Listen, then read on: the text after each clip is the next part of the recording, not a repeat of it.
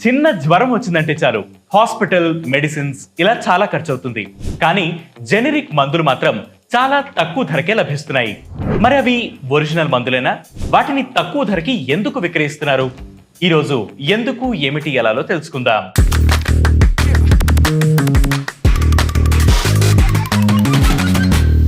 జ్వరం వచ్చినప్పుడు మెడికల్ షాపులకు వెళ్ళి టాబ్లెట్ ఇవ్వమని అడగగానే ఫస్ట్ డోలో 650 తీసిస్తారు. ఒక్క షీట్ 30 రూపాయలు ఉంటుంది. ఇందులో 650 మిల్లీగ్రాముల పారాసెటమాల్ ఉంటుంది. ఇదే ఔషధాన్ని రకరకాల కంపెనీలు రకరకాల పేర్లతో ఇంచుమించు ఇదే ధరలకు విక్రయిస్తారు. అయితే ఇదే ఔషధం పారాసెటమాల్ 650 పేరుతో జెనరిక్ మందుగా కూడా దొరుకుతుంది. అది 10 టాబ్లెట్ల షీట్ 4 రూపాయల 50 పైసలకే లభిస్తుంది.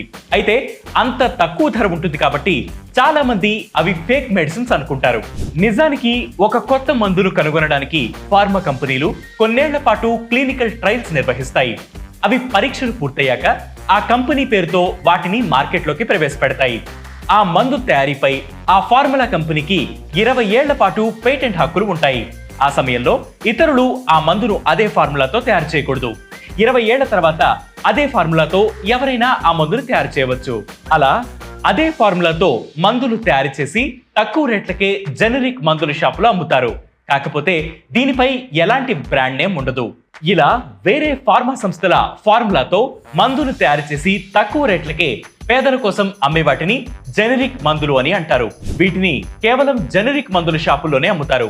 అంతేకాని అవి ఫేక్ మెడిసిన్స్ కాదు. ఫార్మా సంస్థలు తమ సేల్స్ పెరగడానికి హాస్పిటల్స్ లో ఎక్కువగా మార్కెటింగ్ చేస్తారు. అందుకే డాక్టర్లు కూడా వాటినే ప్రిస్క్రైబ్ చేస్తారు. అందుకే జనాలు వాటిని ఎక్కువగా నమ్ముతారు. కానీ జెనరిక్ మందులు కూడా చక్కగా పనిచేస్తాయి. రెండు ఔషధాలకు పెద్ద తేడా ఏముండదు.